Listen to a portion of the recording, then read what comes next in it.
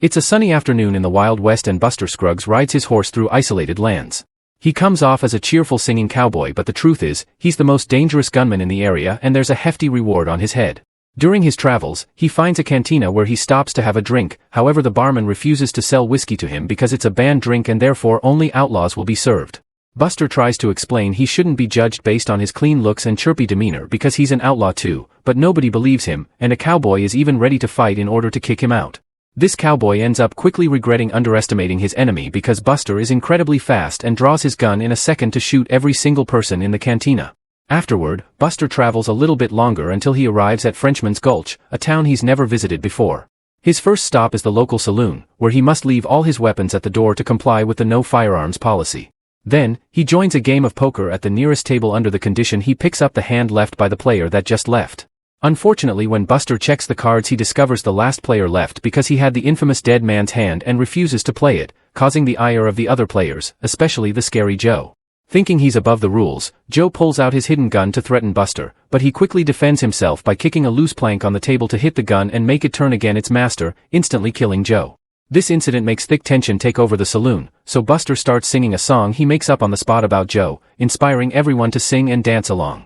Their cheerful fun is suddenly interrupted by Joe's brother, who has found out what happened and challenges Buster to a duel to get revenge. Once again, Buster proves he's the fastest gunman in the area and, after expertly shooting each of the man's fingers, he finally kills him by looking at him in the mirror just to show off. Buster is feeling smug and confident as usual when suddenly, another singing cowboy arrives in town. It's the Kid, who also challenges Buster to a duel. This encounter is even faster than the last one, but this time it's Buster who dies because he finally has found someone faster than him. As his soul leaves the mortal realm, Buster admits he should have seen it coming because you can't be the top dog forever, and even sings along to the Kid's song. Meanwhile in New Mexico, a young cowboy finds an isolated bank and tries to rob it.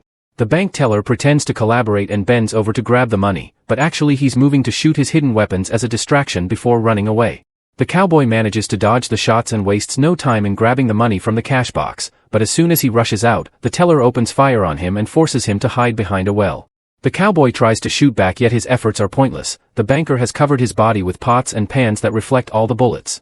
Thanks to this extra protection, the teller manages to come close enough to knock the cowboy out. When the cowboy wakes up hours later, he finds himself tied to a tree and his hands tied to the saddle of his horse.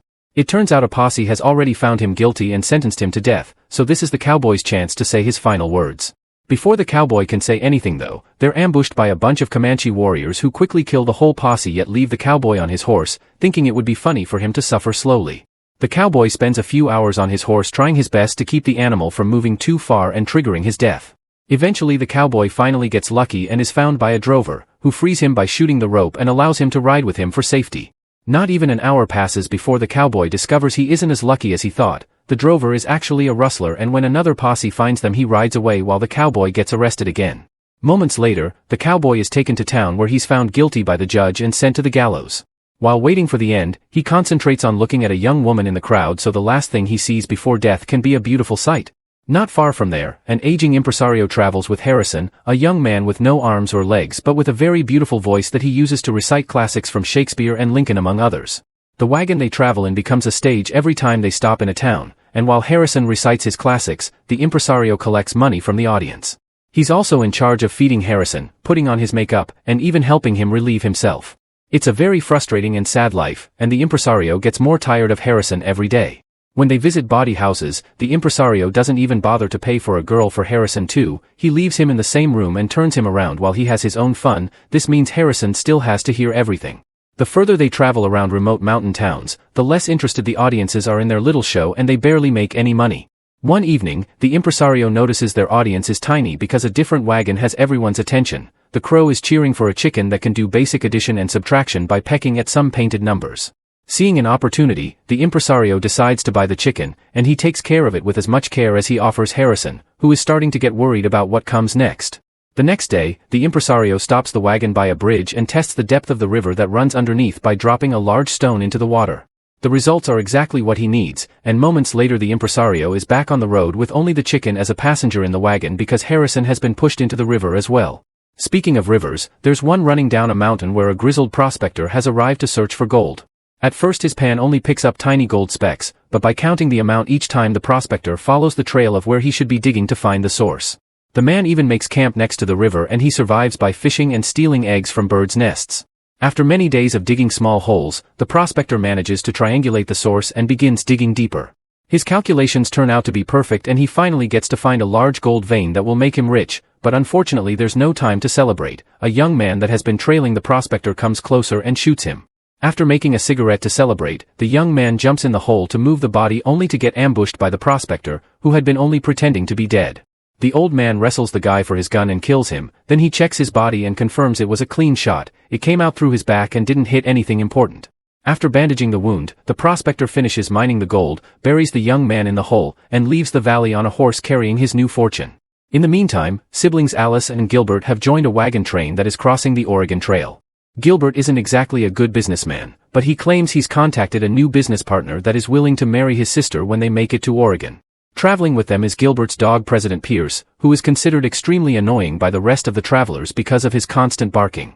Shortly after the trip begins, Gilbert goes through a violent coughing fit and dies of what seems to be cholera. The wagon train's leaders Billy and Arthur help Alice bury him after they ask her if she wants to keep traveling with them or she'll go back home. Realizing she has nothing to return to, Alice accepts to stay with them to find her luck in Oregon. The next day, Alice receives more bad news. The boy Gilbert hired to lead their wagon claims he was promised a wage of $400 and expects the first half to be paid when they reach the halfway point. Alice doesn't have money, and if her brother did have any, it was left in his coat, which is now buried with him. It's too far away to go back now, so Alice asks Arthur and Billy for advice, and the men point out the wage is insane, definitely higher than usual. Alice thinks it's Gilbert's fault for being an awful businessman, but Billy thinks the boy may be lying, thus he advises her to ignore him for now, and when they make it to the halfway point, he'll try to scare him into confessing the truth. Since President Pierce keeps being complained about and Alice doesn't want to take responsibility for him because he's not hers, Gilbert also helps hers to get rid of the dog by taking him to the middle of the valley and scaring him off with a shot at the sky. The trip continues without any trouble, and Alice and Billy get to share some time together, discovering they agree on many philosophies.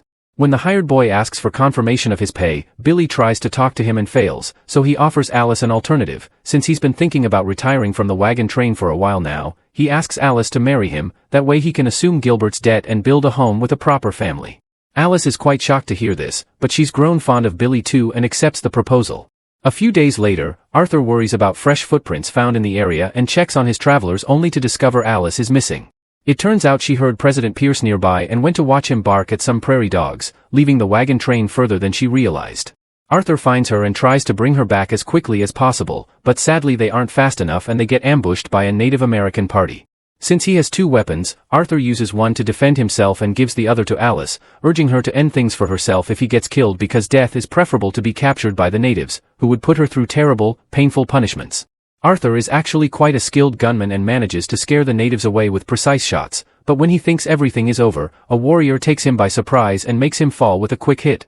Pretending to be unconscious, Arthur waits for the Native American to come closer and shoots him before returning to Alice's side only to find out the worst news. She also thought he was dead and used the pistol exactly like he told her to.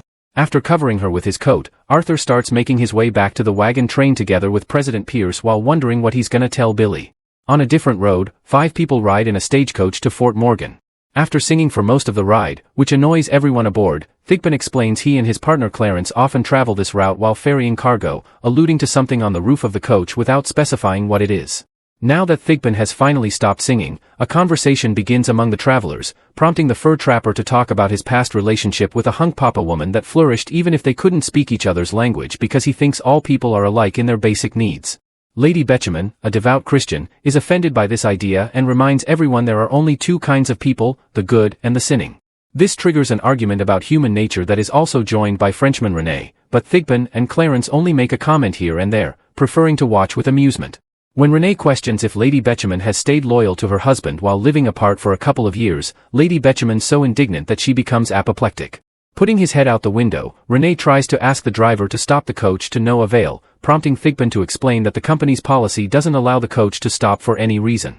To calm Lady Betjeman down, Clarence decides to sing a bittersweet folk song, which successfully helps the woman but also makes Thigpen cry. Curious about these mysterious men, the trapper makes them explain what exactly is their business, and Thigpen reveals they're bounty hunters. Their teamwork is foolproof. Thigpen distracts their target with stories while Clarence quickly thumps them. Thigpen also confesses he loves watching them die because there's something beautiful in their target's expressions.